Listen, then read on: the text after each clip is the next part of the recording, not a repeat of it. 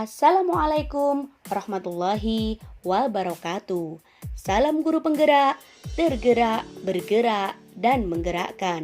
Perkenalkan, nama saya Devi Eka Marianti, calon guru penggerak Angkatan 5 dari SD Negeri 1 Donowari, Kecamatan Karangploso, Kabupaten Malang.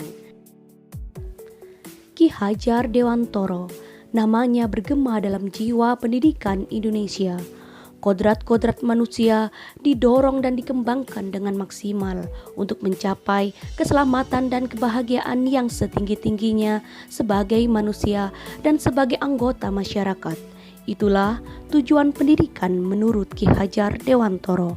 Berawal dari rasa, terbangun dalam karsa, dan tergerak dalam cipta, manusia berperilaku menjadi karya atau cipta. Terulang dan terus diulang menjadi budi pekerti. Begitulah pembangunan manusia.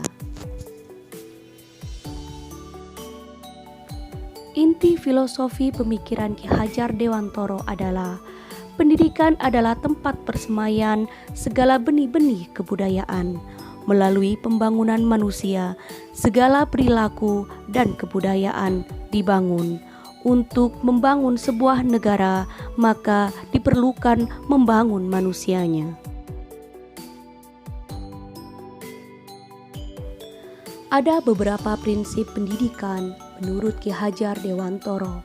Yang pertama, berpusat pada murid. Salah satu usaha nyata dalam pendidikan ialah pengajaran. Pengajaran dilakukan di sekolah.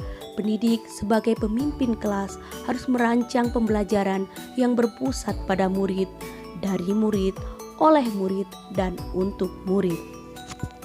Yang kedua, memperhatikan kodrat muridnya, yaitu kodrat alam dan kodrat zaman.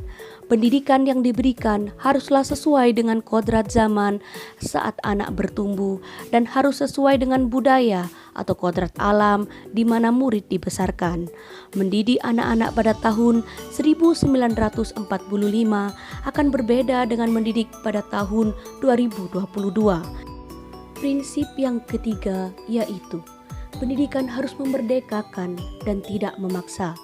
Manusia terlahir dengan berbagai potensi yang diberikan Tuhan atasnya.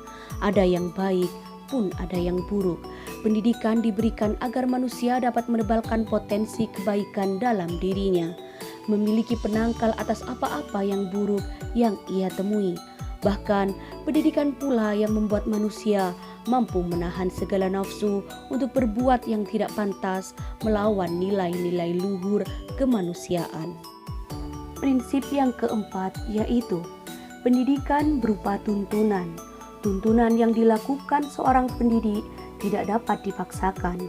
Ia berada di luar kehendak kaum pendidik, bermakna bahwa murid akan tumbuh sesuai dengan potensi yang dimiliki dan dikembangkan dengan maksimal dengan tuntunan dari pendidik. Pendidik tidak dapat mengubah potensi, namun menjadi penguat potensi. Diibaratkan, padi yang ditanam oleh seorang petani akan tumbuh menjadi padi dan harus diperlakukan sebagaimana padi bertumbuh. Pendidik sebagai petani akan menyiram dan memupuk, diibaratkan sebagai tuntunan dan pamong. Namun, petani tak akan bisa mengubah padi menjadi kedelai, pun sebaliknya. Pendidikan memandang satu persatu anak sebagai individu yang merdeka, yang unik dengan segala potensi yang ia bawa sejak lahir. Seorang anak terlahir tidaklah seperti kertas kosong, namun memiliki potensi yang berbeda-beda. Potensi tersebut sebagai guratan-guratan samar yang akan dipertegas oleh pendidik. Semboyan atau trilogi pendidikan. Sebagai seorang pendidik harus bisa menempatkan dirinya pada posisi yang ia emban. Dalam semboyan pendidikan yang disampaikan Ki Hajar Dewantoro berbunyi, ing ngarsosung tulodo, ing madya mangunkarso tutwuri handayani, yang artinya di depan memberi contoh, di tengah membangun semangat, dan di belakang memberi dorongan atau dukungan. Maka sebagai seorang pendidik, kita harus mampu memberi panutan, menjadi teman, dan memberi dorongan atau dukungan kepada murid. Lantas, bagaimana implementasi, tantangan, dan solusi terhadap pemikiran Ki Hajar Dewantoro? Yang pertama, selalu memperbaiki diri dalam bersikap dan bertutur kata, harus sesuai dengan peraturan dan norma yang ada.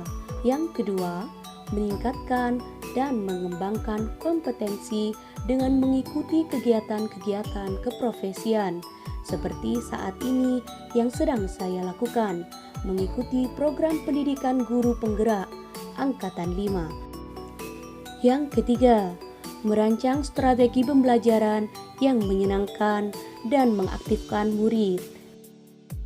Yang keempat, berkolaborasi. Dengan berkolaborasi akan membuka wawasan saya dan murid tentang perkembangan zaman saat ini.